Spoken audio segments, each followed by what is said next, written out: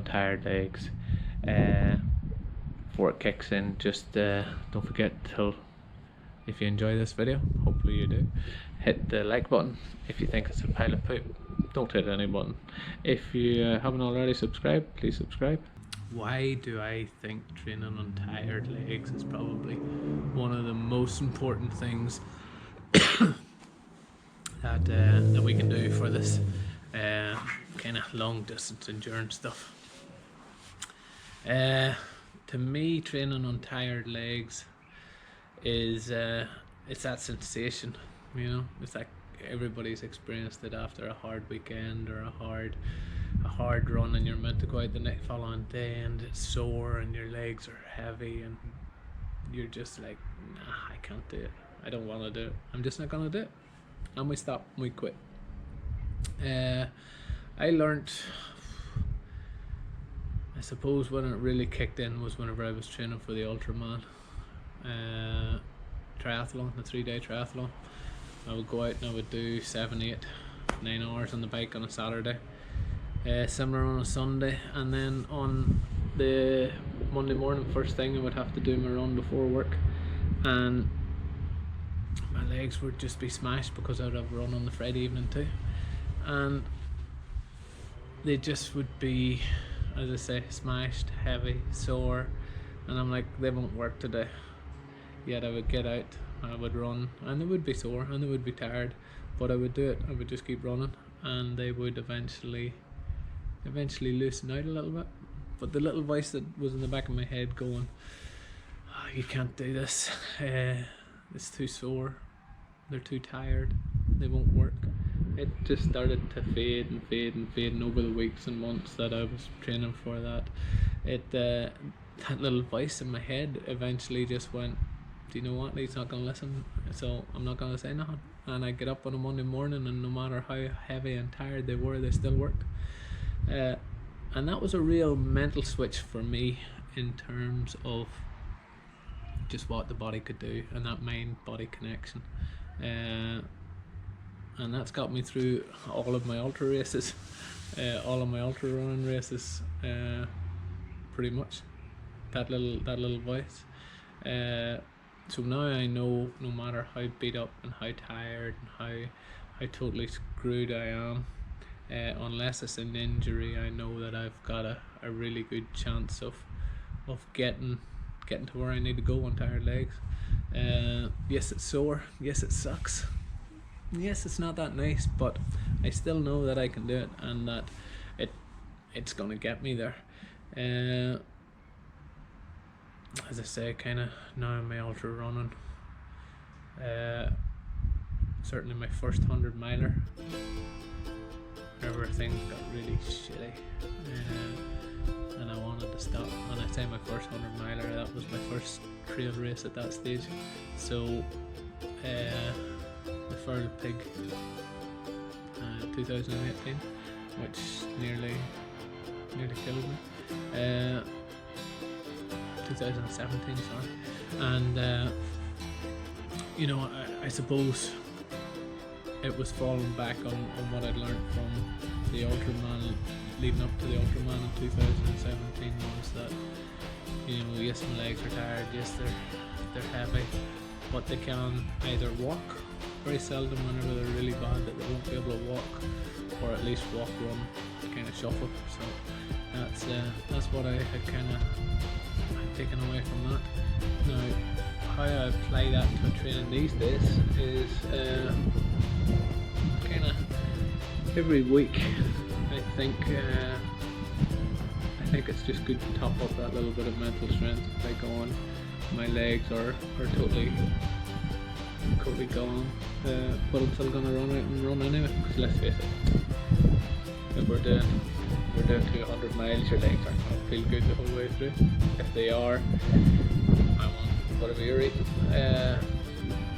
But at some point, you know, things are going to feel bad, and I don't think, certainly my plan this year was to train more often so that they didn't feel as bad for longer, but I'm still realistic enough to know they're going to be feeling bad there's gonna be really bad, shitty times when I just don't want to go any further on my tired legs. So the plan will be to continue with the once a week, and I suppose that's where a lot of people go with the back-to-back long runs. So they do if it's Saturday and Sunday, the most times they'll do a long run on a Saturday, and then they'll back it up with another kind of long run on a Sunday, maybe not as long but just as long, and that's on the tired legs. Now I have found other ways whenever I'm kind of crunched for times to still get that same sensation, but after that long run, what you'll do is you'll get up in the morning and your legs will feel shot, and you'll go, I just don't want to do it. And that's if you can force yourself to run that day. And don't get me wrong, if it's an injury and it's sore and it's painful, don't be running. It's just not worth it. It's just going to make it worse. Let that pain sort itself out. But if it's just heavy fatigue, heavy tiredness, and an aches from that, you're probably fine to run. The best thing is that you'll get to know your own body, and you'll know what you should be running on, what you shouldn't be running on. But as I say, whenever you get up, that little voice going in the head, everything's sore, everything hurts, you're not going to be able to run today. Get out, run. About 10 minutes into the run, whenever everything loosens up, or 20 minutes or 40 minutes, I've seen it taking an hour for it to loosen up on my runs. Say to yourself, I can do this.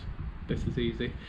I beat that little voice in my head today, and eventually that little voice will it'll curl up and die and disappear, and you'll not hear from it again. So it'll just let you get out and do what you're meant to be doing. As I say, kind of once a week, I would highly recommend doing it. I do believe that, as I say, if you can't get long runs in, which I'm struggling at work to do, the way I try to do it is I'll do a real heavy tempo session kind of the day before, and then the following day I lose that tired leg feeling from going too fast, just to get that sensation of running on tired legs. And obviously the day that you're running on tired legs, you shouldn't be pushing the effort to risk injury. You should just be slow, steady, probably zone 1, zone 2 type thing, nice and easy, comfortable pace, talking pace, because let's face it, that's the kind of pace you're going to be wanting to be going on race day for your longer distance. So that's the pace I would be recommending you go on your fatigue days, or back-to-back days, or tired leg days, whatever you wanna call them and put them down as. But I can't stress enough that that's what I've found that has worked for me over the last couple of years. Not only in terms of being able to physically progress and keep the muscles moving, and know that the muscles will keep moving whenever they're tired, but more so mentally as well.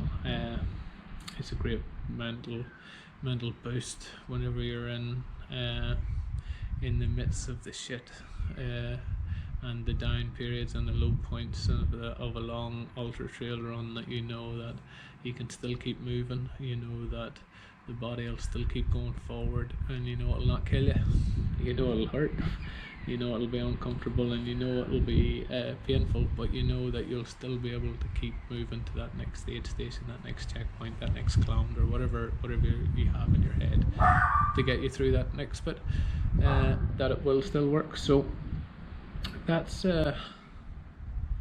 kind of my thoughts on running on tired legs. A little bit shorter today, because as I say, most of us are probably used to running on tired legs, but maybe not everybody has made that mental connection between, as I say, why it's good to run on tired legs and why it's not. I have to stress there's a difference between tired, fatigued, heavy legs and a muscle injury or something that's sore and painful to run on, and I would never recommend running on an injury. I would never do that. I would never persist through something that was sore over and over and over again and it not get any better. No. So don't use, please. I think knowing the difference between deep fatigue, deep tiredness that comes at the end of a 100-mile race or the 200-mile race, or and the end of a 50k, whatever it is totally different than thing. And there's ways of getting to that fatigue state that doesn't involve having to go out and running 18 to 20 hours or 6 or 7 hours of, 2 hours of hills will probably get you to the same as 6 hours or 7 hours on flats. 2 hours at a fast pace will probably get you there just as quick too. Another way I tend to do it sometimes is if I'm going out for say a 20 or 30k, just I've got no time at the weekend, I want to keep it kind of short, I'll go out and I'll bust the first kind of 15-18k, get the legs tired as quick as I can, and then survive the little track home. Now I know people talk about the splits, negative splits and things like that there.